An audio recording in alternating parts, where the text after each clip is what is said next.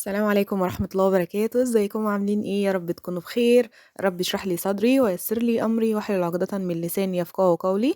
رب ادخلني مدخل صدق واخرجني مخرج صدق واجعل لي من لدنك سلطانا نصيرا. النهارده حبيباتي كده زي ما انتوا شايفين، لو انت ما بتعرفيش تعملي فطير خالص هقولك على اسهل وابسط طريقة تطلعي منها من الفيديو ده ان شاء الله باذن الله مستفادة، وهتعملي فطير زي اللي انت شايفاه ده. بصي، مورق وطبقاته كتيرة كده وطري، وفي نفس الوقت مش مكتوم، حاجة كده تفتح النفس وتشرفك في أي حتة كده قدام أي حد. تعالوا بس كده نشوف. نسمي الله ونصلي على الرسول، اللهم صل وسلم وبارك على سيدنا محمد. فضلا بقى وليس أمرا، لو انت أول مرة تشوفيني يا ريت تشتركوا في القناة وتفعلي الجرس وتدوسي على كلمة الكل عشان يوصلك كل إشعار لكل فيديو جديد بنزله. بصوا زي ما انتم شايفين من جماله وحلاوته كده عمالين نتخانق عليه، مين هياكله. يلا كده نشوف المكونات بتاعتنا اللي هنستخدمها ايه. الفطير من الحاجات السهلة جدا اللي ما بتاخدش معانا مكونات كتير ولا حاجة. هم كل اللي هنحتاجهم حسب ما انت عايزة تجربي في نص كيلو دقيق جربي، عايزة تجربي في كيلو جربي. انا النهاردة ان شاء الله بإذن الله كانت مرات اخويا كده بقى عايزة تاكل فطير يعني، وعمالة تتحايل عليا بما انها يعني ايه، حاسة ان هي خاسة اليومين دول وهفتانة كده، فقلت بقى ايه لازم اكافئها يعني واتخنها تاني اللي خسيته، واخدين بالكم. فجبنا كده 2 كيلو ونص من الدقيق، نزلت عليهم كده برشة ملح حلوة و3 معالق من السكر، مفيش اكتر من كده. هقلب الملح والسكر في الدقيق زي ما انتم شايفين كده، وهبدأ انزل بقى بالمية تدريجيا. طبعا المية دي مش هقدر اقولك على الكمية بتاعتها يعني، بس على حسب ما العجينة تلم معانا. هنزل شوية بشوية زي ما انتم شايفين كده. زي ما بقولك لو انت عايزة تجربي في نص كيلو حطي رشة ملح بسيطة وحطي معلقة سكر واحدة. لو انت هتجربي مثلا في كيلو يبقى حطي معلقة ملح كبيرة شوية، وحطي معلقة ونص من السكر. انا بقى زي ما قلت لكم كده هعمل 3 فطاير، فهاخد كده 2 كيلو ونص من الدقيق. لميت العجين كده بايدي اهو زي ما انتم شايفين بالمية، ولميت الدقيق كده كل دوت. انا لسه ما وسختش الايد التانية، هلم الدقيق كله الاول كده بالميه، وبعد كده بقى نزلت بالطبق من على الرخامه طبعا لاني مش هتملك على الرخامه، الرخامه عاليه. والفطير من الحاجات اللي بتبقى عايزه عجن حلو كده يعني ايه. شوفي كل اللي جواكي بقى، شوفي اللي العيال عاملينه فيكي، اي حد بقى كده من الجيران مضايقك، اي حاجه بقى ايه مضايقاكي، طلعي غلبك كله في الدقيق. لما تطلعي غلبك كده في العجينه اللي انت شايفاها دي هتطلع معاكي احلى عجينه، انما هتبقى هاديه ورقيقه معاها كده وبنت ناس مش هتطلع حلوة خالص. والله العظيم اسألوني انا عن تجربة، انا جربت كتير قوي في الدقيق والحاجات المعجنات اللي زي كده. بعد ما عجنت العجينة حلو بقى كده زي ما انتم شايفين، بديها كده بس ايه، رشة من الزيت على الوش، وبغطيها بالكيس اللي انا كنت نخلة منه الدقيق يعني. هاسيبها ترتاح كده يعني 5 دقايق بس على مسايح السمنة. تعالوا نشوف السمنة بتاعتنا ايه. طبعا احنا هنا عاملين الفطير بتاعنا بكلها حاجات جميلة كده وروايح بقى ايه، يعني هتسوي الفطير بس هتلاقي الشارع كله شامم الريحة. كان عندي سمنة بلدي كده بقري، وكان عندي سمنة بقري سمنة بلدي جاموسي، وكان عندي زبدة لسه ما تسيحتش، وكان عندي كمان زبدة من بتاعة المصانع ديت بتبقى تحفة جدا دي، بس يعني ايه مش بتبقى متوفرة على طول، دي بتبقى في الصفيحة على بعضها وبتوزني منها يعني، فدي بصراحة مش بنلاقيها على طول. وحطينا كده كان كام معلقة كده من السمنة اللي هي العادية اللي هي بتبقى في الصفايح ديت. ومسكت الصينية زي ما انتم شايفين كده، هدهنها بالزيت على ما السمنة بتاعتي تسخن. سيحت السمنة خالص كده وتأكدت ان هي يعني سخنت معايا كده. ابتديت بقى ان انا اقطع العجين. انا هعمل كام فطيرة النهاردة يا جماعة؟ هعمل 3، فهعمل 3 كور كبيرة زي ما انتم شايفين كده، وهعمل الباقي كله صغير. بس اهم حاجة تبقى الصينية اللي احنا هنقطع فيها العجين تبقى مدهونة بالزيت حلو كده، علشان ان احنا لما نقطع العجين دوت زي ما انتم شايفين كده هنمشيه في الزيت طبعا عشان العجينة ما تقشفش او ما تنشفش، فلو نشفت او قشفت يبقى كده ايه العجينة باظت معانا لا قدر الله. فنحاول نغلفها كويس بالزيت عشان نتجنب ان هي ايه تفضل حلوة كده وبنت ناس وتتفرد معانا بكل سهولة. طبعا دي طريقة من ابسط الطرق للناس اللي ما بتعرفش تفرد الفطير خالص. انا النهاردة ان شاء الله عملته معاكم الفطير بالطريقة ديت اللي هي الكور ديت. ان شاء الله باذن الله لما اعمله تاني هعمله معاكم بقى بالطريقة اللي هي بقى ايه بتاعت اهالينا بقى والفلاحين الناس الحلوة الشاطرين اللي انتوا عارفينهم دول. اللي هي بتاعة الفرد على الطبلية بقى ايه حتة واحدة. بس انا قلت النهاردة في ناس كتير بصراحة كانت بتشتكي من فرد الفطير، وان الفطيرة ما بتطلعش حلوة كده ومورقة. فدي بصراحة لقيتها احلى طريقة للناس اللي هي ايه مبتدئة يعني. حطيت بس هنا شوية زيت كده عشان العجينة تبقى سلس، الزيت والزبدة بيبقوا سلسين معانا كده ويفردوا معانا على طول. حطيت بس شوية من الزيت كده ما كترتش. ومش قادرة اقول لكم بصراحة ريحة الزبدة اللي احنا مسيحينها دي كلها مع بعضها تحفة. طبعا كلها سمنة بلدي زي ما انتم شايفين. وبصراحة الفطير جماله كده وريحته يعني ايه، عشان تديك الاحساس بتاع زمان دوت لازم تبقى كلها كده سمنة بلدي. لان هي بقى السمنة البلدي والقشطة والحاجات دي هي اللي بتعمل ريحة حلوة وخطيرة كده للفطير.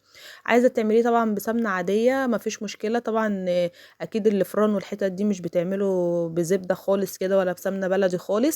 بس احنا بقى ايه الفرق بيننا وبين الفران او المحلات، ان دي حاجة طبيعية انت عاملاها في البيت، فمش هتستخسري بقى ان انت تحط لها كده ايه حتة سمنة بلدي كده ولا حتة زبدة يعني ولا حاجة.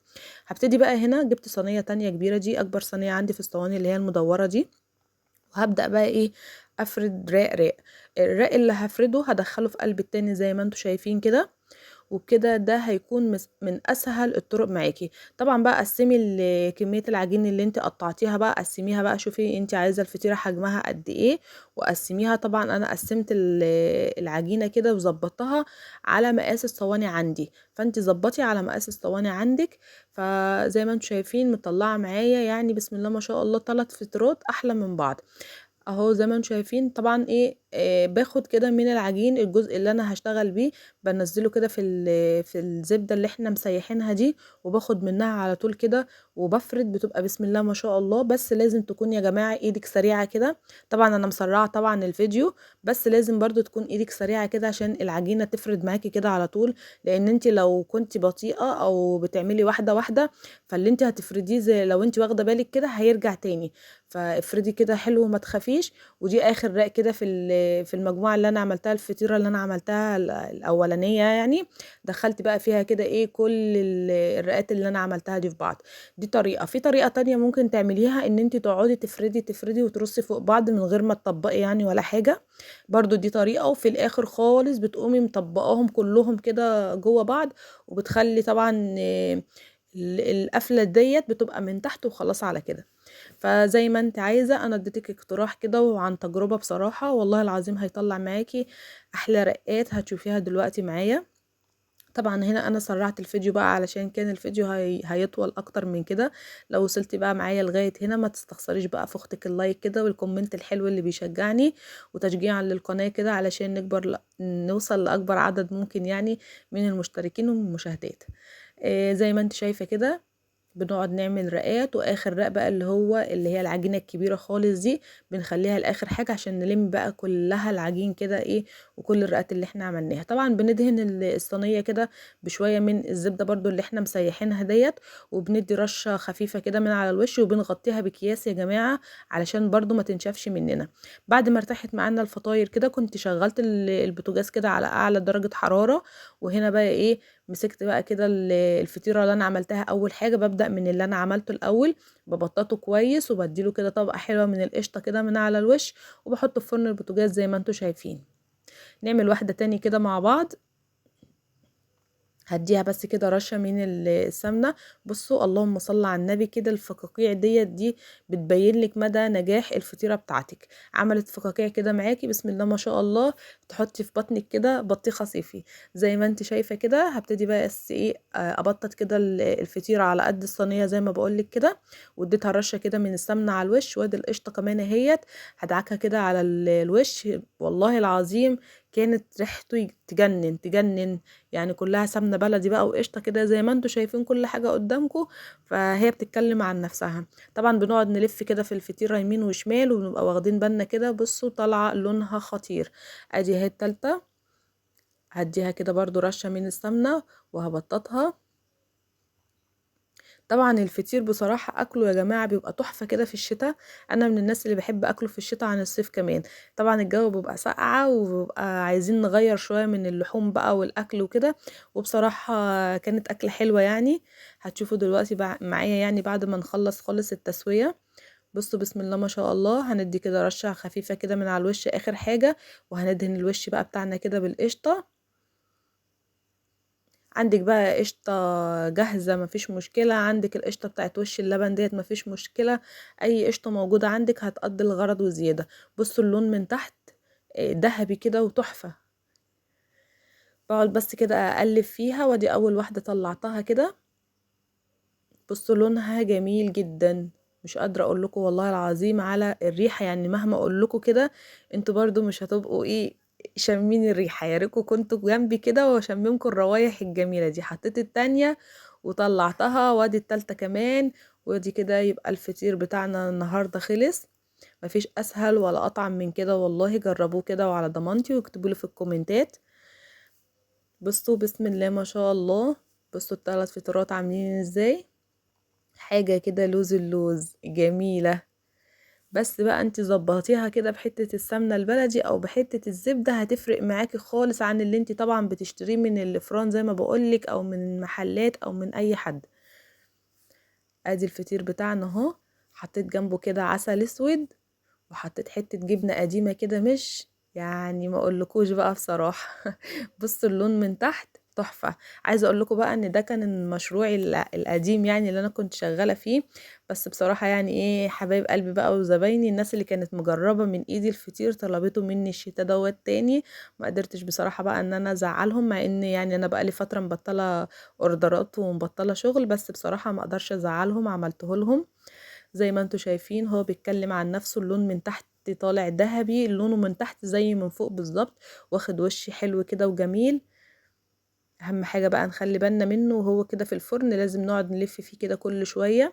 بصوا الفطيرة بتتقطع معايا طرية، مش ناشفة يا جماعة، ولا مكتومة كده، ولا مجلدة، ولا اي حاجة. بسم الله ما شاء الله. بصوا الطبقات كده، وبصوا لون التسوية كمان، كله بصراحة بيتكلم عن نفسه. ادي هنا كده هنقطع كده وندوق، والله العظيم مش ان احنا بنغصك ولا حاجة، لا والله العظيم من باب التشجيع، ان انت تقومي تتشجعي كده وتغيري في الاكل بقى شوية، وتعملي فطيرة كده ولا فطيرتين تتغدي بيهم وكده. إيه تبقى يوم وعدى وخلاص. بصوا هنا كنت عايزة اقول لكم ان انا بتخانق مع مرات اخويا. إيه انا بدوق علشان اصور، وهي بتقول لي يعني انت تدوقي قدامنا وتسيبينا احنا كده. كنت اليوم دوت انا ومرات اخويا وبنت اختي. فبصوا هي طبعا ما سابتنيش وعماله اتغتت عليا هي وبتوريكم. يلا بقى كده قومي بقى وتشجعي واعملي لاولادك كده ودفي البيت، واكتبي لي بقى كده كومنت حلو من عندك، وادعي لي دعوه حلوه. بحبكم جدا في الله، اشوفكم في فيديو جديد.